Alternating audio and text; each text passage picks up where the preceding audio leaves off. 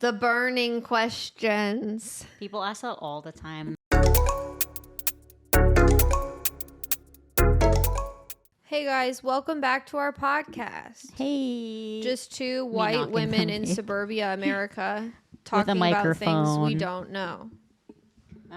The other day, I asked a client from out of state, I was like, why did you choose us? And she was like, I follow your podcast. I watch all of them, and you all know your stuff so well. Wow. And I was like, I'm not a piece of dumb shit. Hold on. Real people in the real world come to us for help with their dogs because we're not idiots. Yeah. She's like, Amazing. You know your stuff very well. And I was like, that was refreshing. Thank you, Monica. Thank you. We love to hear it. Today we have some questions that people have asked that we're going to be answering. Paige, let's hear the first question. They're like, is Paige in the room with us? And we're like, yes, she is here. She is here. I'll say it though, in case anyone's listening to this, just audio, is how to improve your communication skills with clients and having a hard time transferring like what you do with a dog to train it to, I would assume, like get it to where you can speak that in a human way and have them then be able to apply it to the dog. It can be, it's definitely a skill that needs developed, and it doesn't happen right away. You should first like make sure you know your shit about dog training really well, and like you know what you're doing, you feel comfortable and confident in what you're doing. And the way we progress our employees here is that they start with board and train. So they get hands-on experience with the dogs, learn the training, and then kind of cycle through once they're ready to take on more responsibility, like starting with different things, like phone calls and like just getting practice there. Yeah. But some people don't have the luxury of time with that. Like if you're jumping into your own business. And I think that like when you compare board and trains versus like private sessions with people,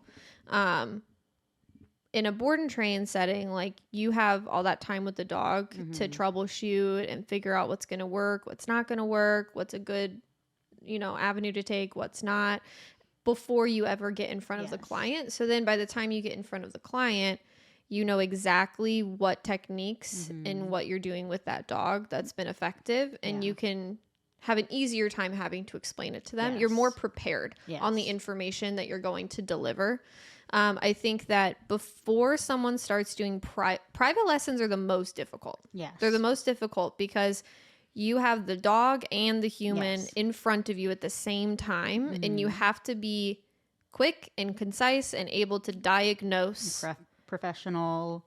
Like roll with the punches if the dog shits or tries to bite you, or like you have to be able to, I guess the way I would look at it is like the reason why we always recommend doing board and trains more first, or if you can't do board and trains, maybe try like a day train situation where you get the dog in the morning, you train it during like that day, and then the owners come back later. Sometimes that can be another way to do it, to get more time just experimenting with the dogs without having the pressure of I have an hour. Yeah. And I have to explain it to the owners, and I have to make sure they have not only seen it be effective, seen it work, they know exactly what to do and how to apply it clearly, like for a week that I don't see them and it be productive. Because once you hit that point, you have to be able to like look at a dog, think through, okay, this is what the dog is doing. This is what the owner's goals are. Here's my Rolodex of things that I could do to address the situation of the dog. Here's what my client's limitations are. What one is going to connect the most effectively to get us to where we need to go? And that's something that is that's a big acquired skill. Yeah. That takes a long time to be able to do that effectively. So I agree with you. I think that starting with, if you have the option of working with the dog without the owner for a little bit, just to gain a little bit more experience and put less pressure on yourself, I think that that's good. And you can build a relationship with the dog before it ever goes home, rather than in private lessons. When I was doing those, that was like such a big growth time for me as a trainer, because I had to get things done in an hour. Yeah. And I had to like dog training can be very emotional. So you have to be emotionally like cognizant of how they're perceiving the training. Because sometimes the first lessons, like there's a lot of emotion. They've been struggling. They can go really well. They can go the opposite way. It can be difficult. Yeah. So it's just like navigating all of that. Like private lessons really helped me like think faster. Yeah, like and hone your people skills. Yes. You have to be a people person to a certain degree, or be able to function well around other people and have like a lot of emotional intelligence. Yeah. I think you need a lot of emotional intelligence to be at least liked as a dog trainer. I know. You may be really good at dog training, but you won't be very liked unless you have a lot of emotional intelligence there. Yeah. Or like people that like dog trainers that skate over the owner's emotions or like disregard them. Yeah. That's such a big part in building a relationship with your client, is saying like, where can I meet you where you're at? And how can we come up with a plan to make you feel better with this whole process? Yeah. Because a lot of the times like people come in here and it's like their last leg before they're going to give their dog away. It could be sad. I would say like when it comes down to like the actual communication though, and like how to improve that with your clients, I can think of like a couple key points that come to mind initially for me is make sure you're asking them, you're getting like temperature checks the whole time. Like, does that make sense? How are you feeling about that? Yes. Does that feel like, do you feel comfortable with what we're doing? Yes. How do you like asking questions like that can help you gauge, because even if they lie to you, you can tell they're lying, but they have to give you some kind of an answer. Anytime that I can tell a client is like not quite comfortable or convinced, whether it's what we're doing, whether it's the training tool we're using or introducing, whether it's something, I lay everything out so open where I'm like, what's making you uncomfortable? Yeah. Like I just directly ask them like, what's making you uncomfortable?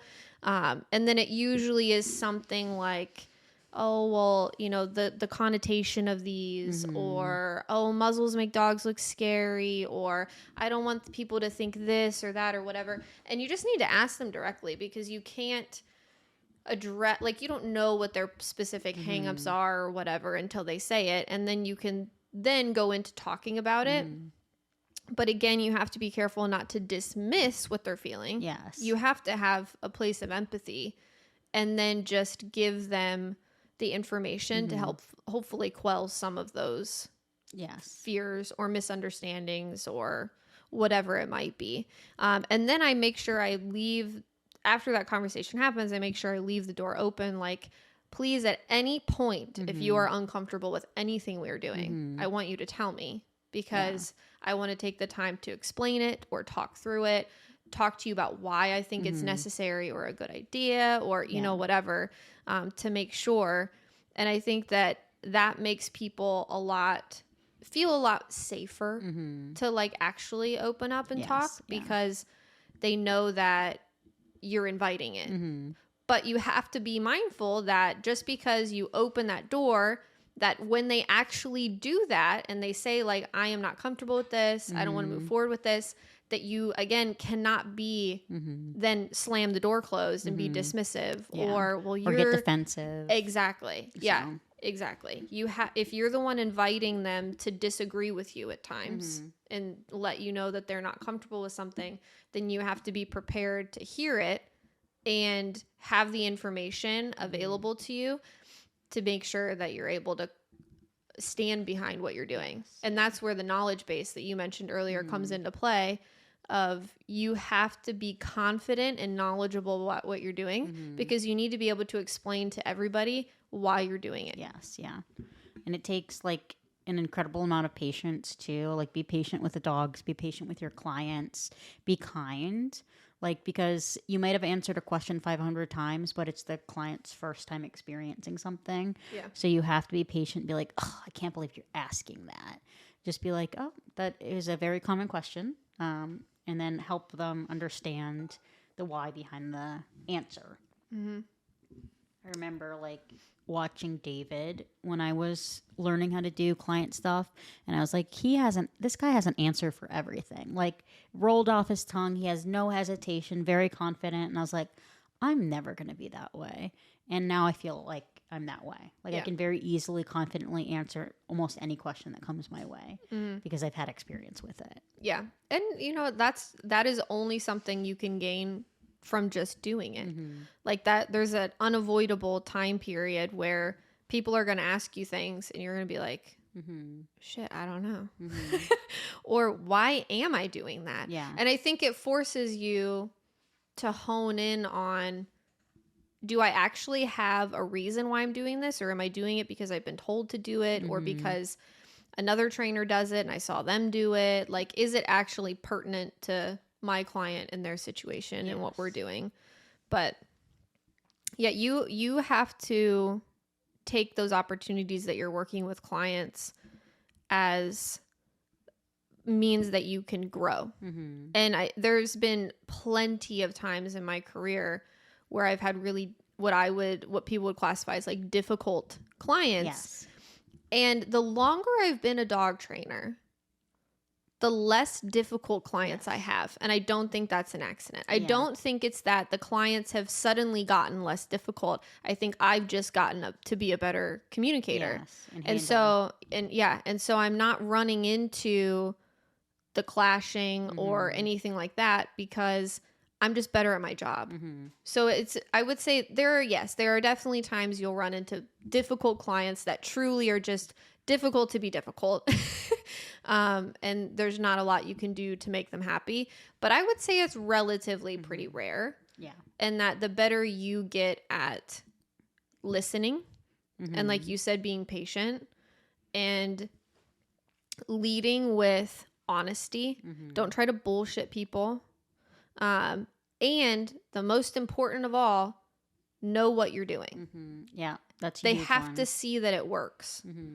If it doesn't work, you know, this was similar to the one client I talked about where when they started, they were always kind of like, I could tell they were like halfway in. You know what I mean? Like I couldn't get them to fully like buy in to a lot of the stuff that I was talking about. And eventually at one point I was like, listen, if you just do this for me this week, just blind faith, just trust me, just do it. I promise you, you're going to see the changes that you're looking for. And then it was like, once they finally saw that it was working, then they were like, all right, we get it. And it can't be like you're panicking because you don't know how to handle it and you're giving them like bad instruction. Like slow down a little bit. Like that's one thing I learned is completely slow down and like look at what success you can have in each lesson. Yeah. Rather than like I used to be like, okay, we're going to do bed, sits, downs in lesson 2. Yeah. And then it was just like too much. So like isolating success and just having like smaller baby goals really helped me develop as a trainer and like help develop my clients. So, yep. And I mean, I use a lot of analogies. I love an analogy. Yeah, I use a lot of analogies. I know a lot of trainers are really against comparing dogs to kids for obvious reasons. I get it. And usually if I'm using like a analogy that relates to like a parenting or children, I always preface it with as like, obviously I know dogs are not the same as kids. Yes. But there are a lot of similarities as far as like structure, routine, accountability, being a predictive source of leadership for them, like all of those types of things. And so I definitely use, especially my clients or parents, you know, I will use analogies that kind of relate to parenting at times. Yes. Yeah. And I find that can really sink things in for them and helps them recognize like, oh, we're treating this dog in a way that if we treated our kids like that, they would be brats. Yeah. And like we would not want them around. Yeah. So I think sometimes humanizing a dog in a way that makes it to your advantage. It can make it make sense to people. Like the why behind things. Yeah. So those are some of the key points. Oh, another big one that I always see like newer trainers, it's a common mistake that I see newer trainers make when they're coaching clients is they're too nitpicky.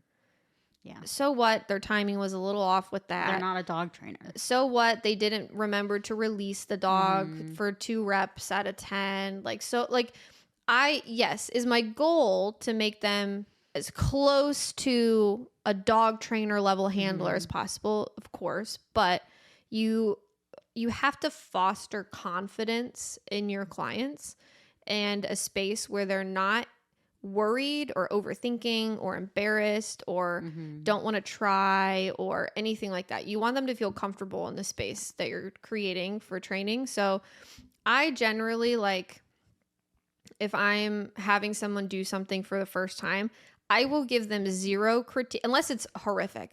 I will give them 0 critiques for the first, like, however many reps they're doing it, because I just want them to get the jitters out. Nobody's going to stand up and do, continuous stim e-collar practice with bed stays the first 10 times they do it. You know what I mean? So I let them have the space to figure that out. And then I will usually pick, they could be doing, say they're doing 5 things wrong. They're not releasing the dog. They're overshadowing cues. Their timing is off with the stim. I'm going to pick my most immediate concern. Which one of those list of things is the most detrimental that they're doing wrong? And I'm only going to correct that one thing. Yeah. I'm going to be like, okay, on this next rep, I want you to make sure that when you give your verbal cue, you're not giving any other physical cues. So you're not pointing, you're not helping with the leash, you're not doing anything. You're completely still. Wait a second or 2. Then I want you to help the dog onto the bed. Yeah. And then we get that looking good. And then maybe I'm like, okay, now on these next few reps, I really want you to focus in on when you release the dog for the okay, that you're not saying that at the same time you're guiding them off the bed. You're saying it first, waiting a beat or 2, and then you guide them down. And I explain why. And then we move on. You know what I mean? Like, you can't be like, okay, here's all of the things you're doing wrong. I know, because it's right really away. hard to be watched. Like, if you're doing something and somebody's watching you and, like, critiquing you, you're like, oh, God, I'm doing it wrong. Yeah. So really don't be too nitpicky on people. Yes. Like, especially right away.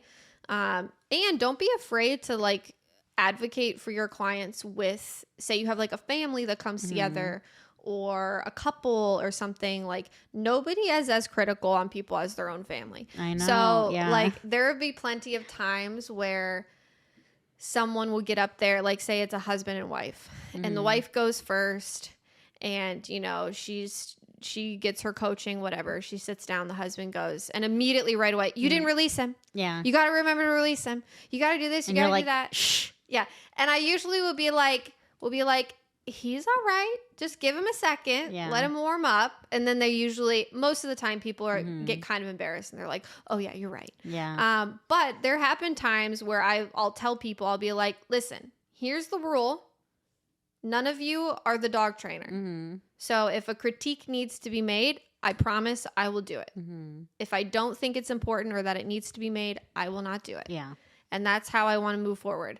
And I've done that a couple times, and people are generally pretty respectful of that too. Yes. But I think it's good to set those boundaries, because it's very easy for a lesson with multiple clients to get away from you. Yes. And then all of a sudden you're just watching the chaos happen, and you're like, oh no, I've lost control. Like, what do I do? When there's, like, bickering or fighting, like, I had that happen recently. It was like a mother and son, and, like, he was like, Mom!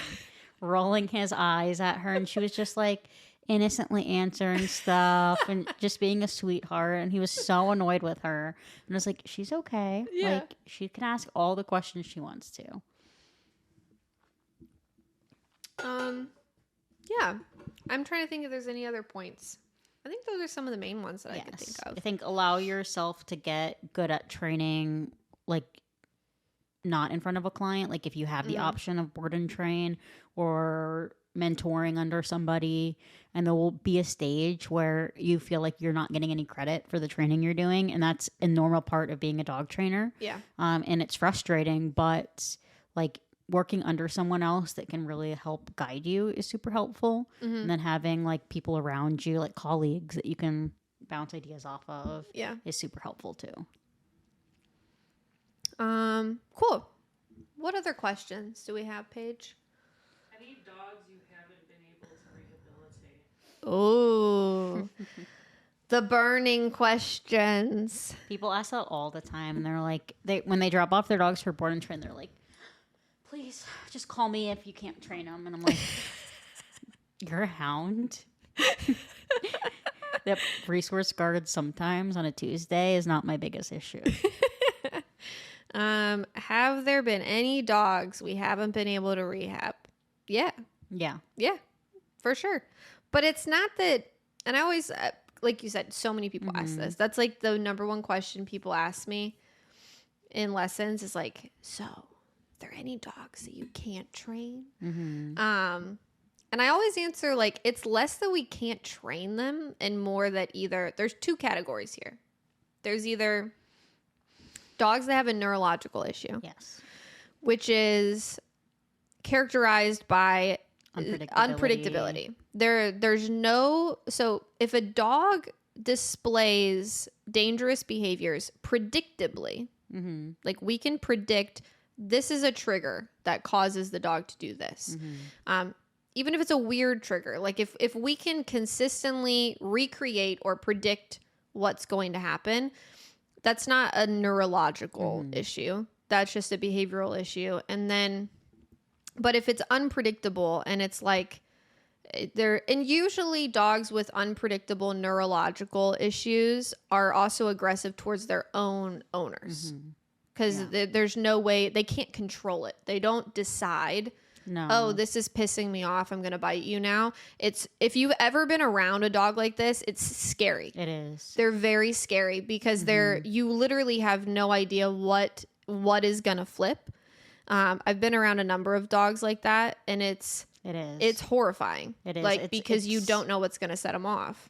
It's like watching violence, like, and it can be really saddening, but you look at the situation like, who could own this dog, and can these people own it safely? And if it's like a family with kids, and they can't no own one it safely, can own a dog like that safely. I don't care who you Even are. a trainer, I couldn't own a dog like that because it's unpredictable. Unless I had that dog kenneled or in a muzzle. What quality of life its is that, whole though? entire life because of the unpredictable nature of it. There's no option. So those dogs have to be euthanized. There is no other option. They have to be euthanized. When it comes to the other category where, sure, maybe the dog is predictable. We can determine what causes the issues. But then you have to look at, is it realistic and safe for them to continue staying in the environment that they're in? Yeah. So like you said, if it's a family with kids, probably not. Even if the dog is great with the family, what's their social life like? Do they have people coming and going in the house all the time? Are they able to change that? Are they not? There's a million different factors that go into it. So it's like the only dogs that maybe you could say we failed, but I wouldn't even call it that. Because if anything, we help owners find their options and then they can decide from there. But neurological dogs, they have to be euthanized. That's your option. With lifestyle incongruencies that don't match with the temperament of your dog, generally euthanasia is the choice that most people make. If you have a dog who is, and most of the time it's because the dog is human aggressive. Dog aggressive or animal aggressive dogs are rarely a candidate for euthanasia if they're with certain people, because it's way easier to control the environment of keeping your dog away from other dogs than it is from other people. But those are really the only two types of dogs you could say we've like not been able to rehab. Or like in my experience, a lot of like, we work with rescues and we work with shelters. And sometimes with those dogs, people are going into just adopting the dog and they're not signed up for the training. They're like, oh, I saw this dog on Pet Finder. And then they don't realize how much work it is to upkeep the training, or the shelter is not very honest, which we work with good shelters. So we rarely have this problem. But in the past, we've worked with several people that have really dropped the ball on safety and ethical, responsible rescuing. And if a dog is displaying human aggression and has in the last couple of homes you've had it in, it should not be alive. No. And that's not fair to the people that you're adopting these dogs out to. So it's not a failure again, but it's like the dog doesn't have the right environment to thrive. Yeah. And its life is changing so constantly that it can't really get with the program. Yeah. You can do all the training you want in the world with a dog like that, but you're going to run into the same problems. Mm-hmm. It's funny. I was just doing a lesson the other day and with Babs, that golden retriever. Babs. She's great. Sweetest lady. And she had brought her mother to the lesson this time. And so we were just, she was asking me a lot of questions and stuff like that. And I had Lumos out, my Dutch Shepherd, during the lesson as like a distraction. And we were kind of talking about like, she was like, those are pretty serious dogs, huh? And I was like, yeah, they definitely can be. And she's like, very territorial, things. And I was like, yeah, I was like, she's like, what made you decide, you want a dog like that, whatever. And like, I like a mean dog. I like a mean dog, and that's fine. And that's how I'm fine living my lifestyle with a dog who's a little bit mean. And, so we were talking about that a little bit, and she's like, so did he just used to be mean and then you trained him because he was just so polite during the lesson, you know what I mean? And didn't come across as like a typical, not very nice dog. And, I was like, no, he still doesn't like new people. I said in the same way that there's really probably nothing we could do to Babs, her golden retriever, to make her mean. I said, there's not a lot you can do to a dog to make them nice. Yeah. Like, it goes kind of both ways. I was like, the same way that Babs, she sees somebody walking down the street and she wags her tail and she's like, oh my gosh, a new friend. I'm so excited. Yeah. My dog sees that and he goes, who the hell are you? Yeah. And that's just an innate part of them. Yeah. And that's not something you can really change about him. No. And so if you wanted a Babs and you got a Lumos and you have 3 kids and you have people coming in and out of your house all day and you have in-laws that come over and you know what I mean? Like, in your lifestyle just doesn't accommodate having a dog like that, and you aren't willing to manage it in a way that's appropriate, then just not a good fit. There's like when you start training, there's a phase that I think is very common, that you're very egotistical as a trainer. I could save that dog. Yeah, and you feel like you could save any dog, and the more you do it, the more mature you become, and the more you realize that not every dog can be saved, and how unethical it is. Or should be saved. Yeah, to continue to support a dog that is dangerous. Like, just because you want it to live, like, that's selfish. That's dangerous. Yep. This isn't about you. No. It's not about you. So, yeah, the times that we've had, like, failures is with primarily rescues that don't have a home going into the training. And then, like, we're scrambling to find an adopter that's, like, willing and able to do the training. And it's just... Yeah. It's an unfortunate situation. So we're choosing very carefully who we're working with now. Yeah. And I've had, as far as like the neurological instances, you can tell those right away. Yes. Instantly. And you can even just talking to someone, for the most part, you can tell if it's a neurological issue. So the instances when I've encountered that, we really haven't even gotten to do training. It's just been like a conversation. And I'm like, yeah, that doesn't. Yeah. It don't sound right. And most of the time, the people in those situations, they kind of know that. They just want to feel like someone, a professional, like told them and like gave them almost permission to euthanize the dog. Yes. In the other situations of a dog being euthanized because of like behavioral incongruencies, like with their household, like,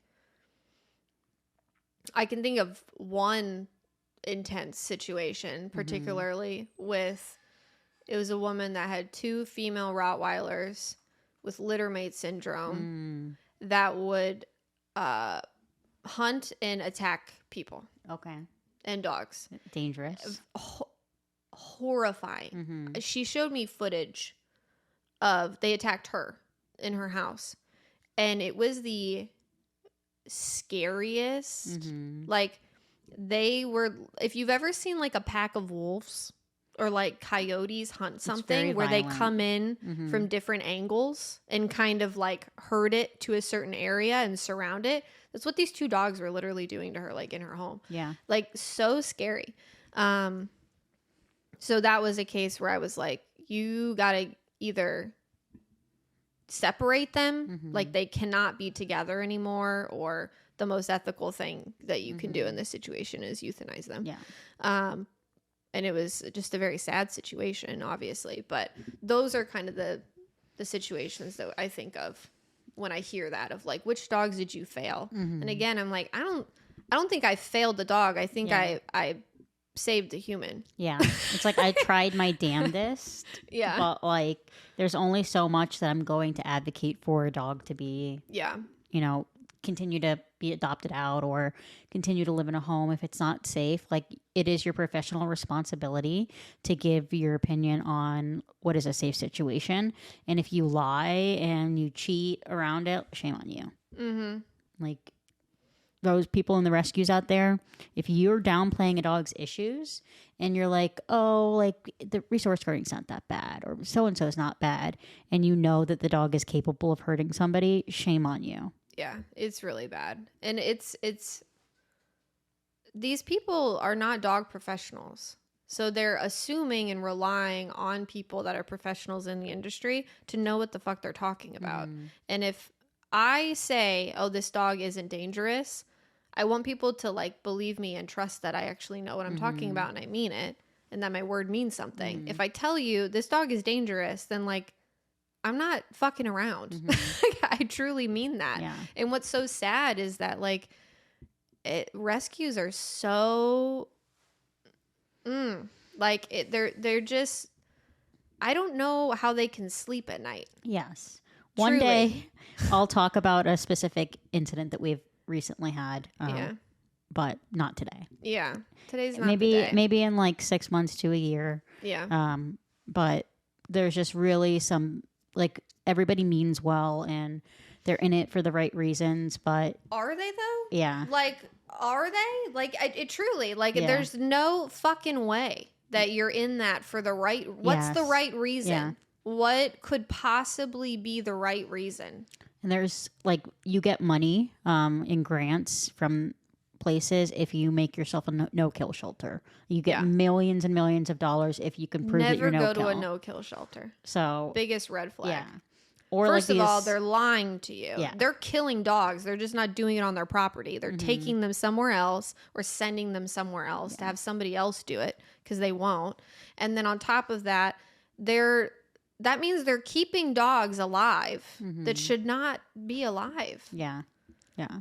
It's just really sad and it's really selfish. And like, it's really important to, if you're going to work with rescues or people around you, like make sure you have the same goals. Because again, you can train or hop until the cows come home, but you know, the dog is going to be the dog at the end of the day. I would love to I feel like part of me vetting a rescue would be like, so how many dogs have you euthanized for behavioral issues? Yeah. Tell me. I want to know. Give me the numbers. Yeah. And if it's, none. You know, we don't believe in it. Okay, bye. Yeah. On to the next. That's a red flag. Like, you have a responsibility in this world to give your professional opinion. And if somebody doesn't like the answer and they go to another trainer, bye. Yeah. No, it's crazy. How do you convince your audience, online and offline, while having a lot of negativity from your training methods? That's our everyday life. Yeah. I don't convince you online. I don't have to convince you online. And I don't really have to convince you in person. I think that the internet dog training space is so unrepresentative of what happens in real life. Like, it's quite silly.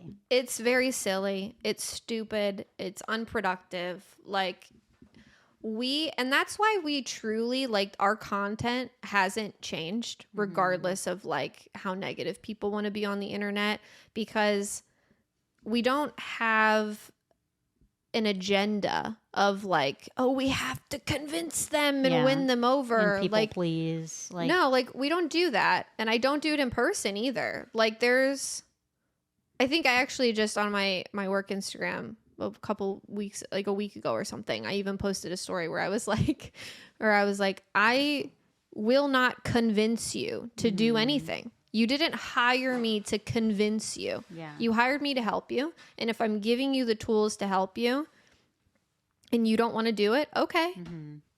And if you're like a random troll on the internet, like, and there's a lot of negativity surrounding balance training in particular, you just have to learn to not read the comments and be like, this person doesn't know this dog. They've never worked with this dog. And although it can get to you from time to time, it's like important to be strong and be like, this isn't true. No. And we have people walking through our door literally every day that saw us on social media and we're like, they can help me. Yeah. So like our content appeals to who it actually needs to appeal to, that one can access our services. I mean, we have people also traveling from out of state. Yeah. Like it's, we're not having to convince people. Like I get the question, you know what I mean? Like I get it. But again, I think it's rooted in assuming that what you see from our presence online is what we have to battle every day in real life. People come in and I don't get clients that sign up and then are like, I don't want to do this and I don't want to use the e-collar and I don't trust you and I don't this and I don't that. People come to us because they know exactly what they're getting and they want that. Yes. And we have lovely, amazing clients, like very, very rarely, maybe like once a year, there's like a bad seed in there. Yeah. But almost never. So people pay for this program knowing that we can help them because we have excellent testimonials and I believe we do phenomenal work with the dogs. And that's all that really matters is like, I don't need some person on the internet to approve of me if my clients can give me a 5-star review. Yeah. People that think they need to convince somebody they know what they're talking about, you're fighting a battle. You're fighting a battle and you've already lost because that means you're going to sit there and you're going to use your words to try to convince somebody. Yeah. Like that's not going to do anything. Yeah. The way I convince people is that I just train dogs. It fucking works. People are happy. And then that's how I convince you. You see it and you go, huh. Yeah. That worked. Like, I should trust her. I think that makes sense to me. You can tell somebody that you're going to help them and like how you're going to help them. And then you can do what you're going to do. And it actually helps them. And it's better than talking about it and like, oh yeah, I can offer you this and this and this, where the people have to see the success. Yeah. So just try to like focus on your clientele and how you can make them happy. And, you know, just go above and beyond in the training with them. Generally, it feels like if somebody is getting shit on the internet, they probably know what the fuck they're doing in real life. And honestly, like if I think of most of the like internet famous dog trainers, they all suck that are really popular. Like their techniques are muddy. They're not clear. I don't know what you're doing. I don't know how you're doing it. I don't hear any positive like clientele stories. If I go online and look at your actual reviews of your brick and mortar business, they're garbage. Like I watch a video of, so there's one particular internet dog trainer, and he recently made a video with his own personal dog. Okay. And the dog was attacking his vacuum. And then he put the dog in a down and showed that then he could vacuum around it. And in the comments, somebody said the obvious and was like, why don't you just teach your dog no and give it a correction? Why should you have to use an obedience command to get them to stop an unwanted behavior? And this dog trainer, who's famous on the internet, has gone to news stations across the world, been on late night talk shows, written books, has deals and like partnerships with every major dog gear company, has literally responded and said, my dogs don't learn no. Okay. So you don't use a no marker? Yeah. You don't use any, fine, maybe it's not, no, you don't use any negative marker to predict a correction. Yeah. Do you not correct?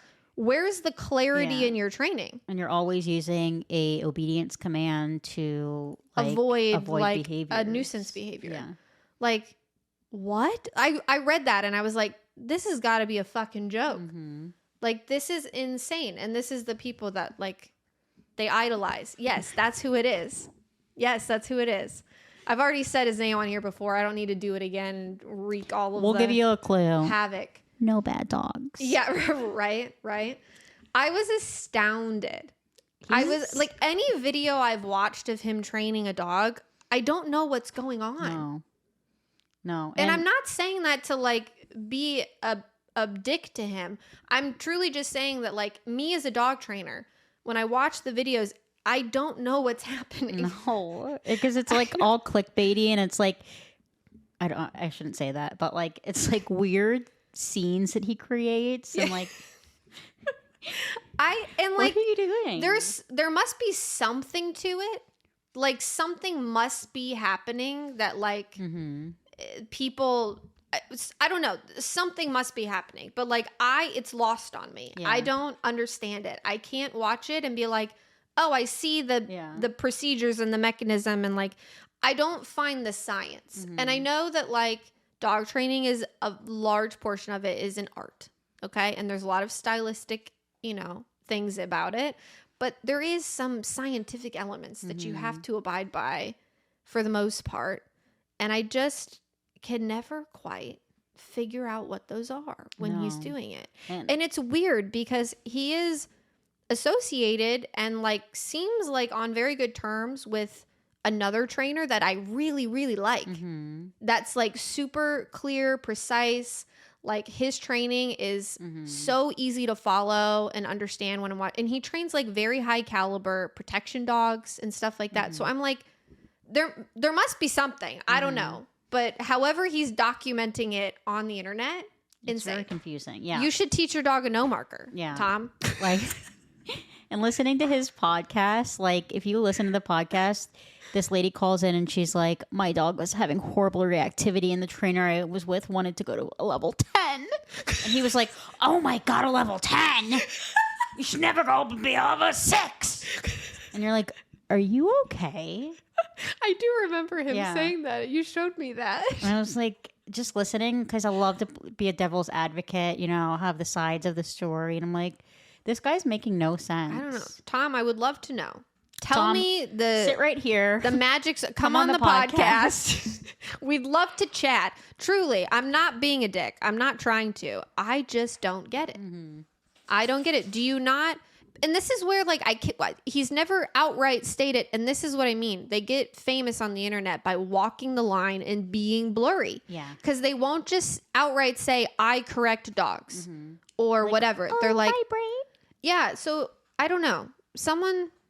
Does he correct dogs? Does he admit to doing that? Does he say that? Does he use I don't know. Yeah. I mean, can't figure it out. We had an employee that used to work for him, and she was like, that was just a bunch of bullshit. Like, oh, bless him. Yes. We'll move on. Yeah. Paige, next. Is there one more? Yeah, we can do one more. Why not? We're asking about, like, knowing your dog's body language. That's interesting. I mean, like, tail wagging or... Yeah. We get questions like that all the time where people are like, well, she's wagging her tail. And you're like, she's not happy right now. Yeah, right.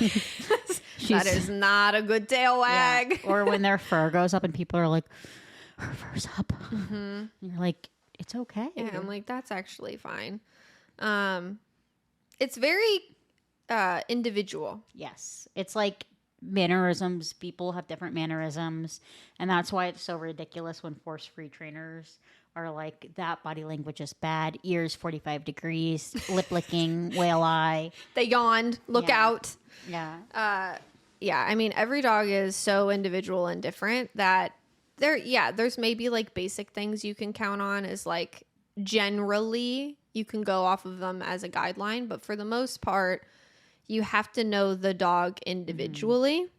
And so and that's why with a lot of dogs, when we're doing socialization, like dog to dog socialization, when we're trying to figure them out initially, especially if their body language is maybe a little bit out of the ordinary or not as easy to read, why we use muzzles a lot of the time, because we don't want to have to micromanage the dog. Yeah. I want to see what comes next. Yeah. Where does it go? Like, I want to learn your cues. I want to learn your body language. Yeah. Like if your hair goes up, does that mean that you're uncomfortable and you're going to do something you shouldn't?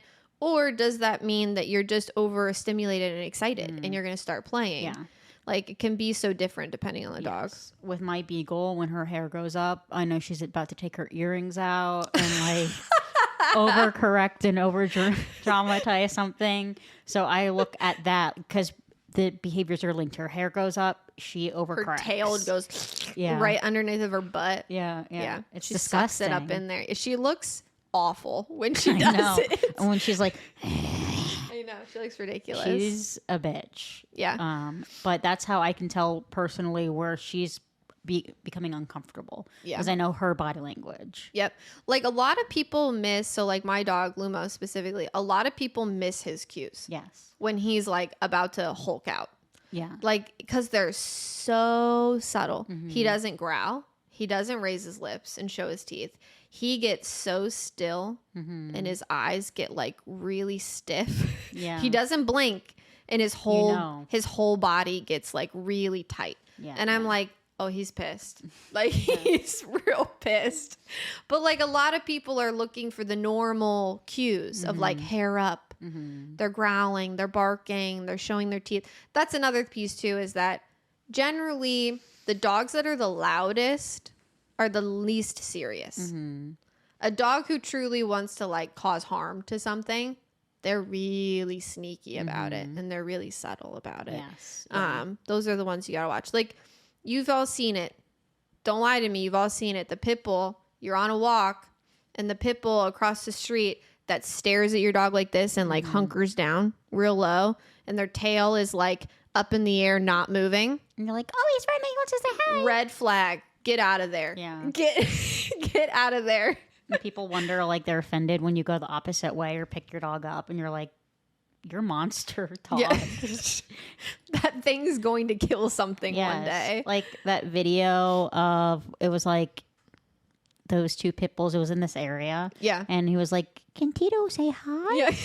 And Tito did not look like he wanted to say hi. Tito wanted to fuck shit up. Yes. And he tried. Yes. Yeah. Instantly. And they were like, shocked Pikachu. Like, how could Tito have done this? Like, doesn't he have a moral compass? I don't know. And that's where it's like, I guess like if there's any general rules you could kind of think of as body language is that tail wagging just means energy. It's kind of how the tail is wagging that can indicate to you like certain things. If the tail is like tucked and wagging, that's usually like a submissive like nervous type thing. Or they're blinking and then like... Yes. Yeah. If the tail is like neutral, parallel with the ground, loose wag, you're in A-okay. Yeah. Like you're in good territory there generally. It's really high and tight. And oh no. I have like PTSD from tail wags like that. No. You got 6 seconds, man, before something's about to happen. Rewire the bomb. Like. Right. But also, what's funny is that I know some like bully breeds that do that right before they play. So again, it comes back to like knowing the dogs individually, where it's like, where is that behavior or like body language gonna lead to, like we talked about. You just kind of have to know them individually. Or like Ollie, how Ollie plays. He sounds like he's like slaughtering like an entire village. Like, and he's but when you look at him and you isolate like what he's doing from the audio, he's just playing. Like he's just running around and his mouth the whole time. Like he's not doing anything nefarious. Yes. Like my client today was like, why is he growling? Are you going to fix that? And I was like, he's playing. Yeah, like he's fine. He's like, really? Like, yep. Yep. He's just playing. Yeah. And it's funny too, because like usually other dogs are way better at perceiving that stuff than we are. Yeah. And we want to manage vocalization. We want to be like, no, you growled. Yeah. Don't do that. We can't like say, okay, time to play with your species and then be like, but no, you're doing it wrong. No. And like, that's why the muzzle allows us to really, again, read a certain dog's body cues. Yeah. So it really is so individual. And the only way you're going to know is if you set up a safe context to just let it play out and like see what happens. So if it's dog to dog issues that you're like not quite sure what your dog is doing, pop a muzzle on it, see what happens. Yeah. And then, then you can kind of go from there and be like, wow, right before my dog attacked that dog, all his hair stood up, his tail started doing that weird thing. So if I see that then next time, red flag. And sometimes like you want to allow the dogs to communicate with one another. Like we just had a board and train yesterday. He came into the social hot, jumped on another dog's back and started like mounting him. And the dog was like, fuck no. And he needed that communication. It was a very appropriate correction. And he was like, oh. Damn. Said maybe I won't do that next time. And I think that's where a lot of the humans rush in and they're like, no. Yeah. And then they blame the dog that stood up for itself and gave an appropriate correction. Yep. So yeah, I think that a lot of it is just figuring that out and giving your dog the space to like just be a dog and behave and then not micromanaging them and then being able to read them a little bit better. Yep. Cool. Well, this was a fun one today, guys. If anybody has any thoughts, any additional questions, I think we have a couple left over from today that we didn't answer, so maybe we'll throw those in next time. We got some good comments on the listen and we don't judge. People confessed a lot to us. Yeah. And we support thank you. We listened and we didn't judge. No, we don't judge. You're safe here. If you're Tom Davis. Listen, the invitation stands. Who are we to us lowly white women from suburbia with microphones talking about things we don't know about to invite Tom Davis on our podcast? But if you'd like to come, we'd love to have you. Yeah. Maybe he would do David's podcast. Yes. That one's a little bit more popular than ours. Yeah. Have a good rest of your day, guys. Happy New Year. Happy New Year. Leave your New Year's reservations Resolutions below concerning your dog. Yes. We'd love to hear them. Bye. Bye.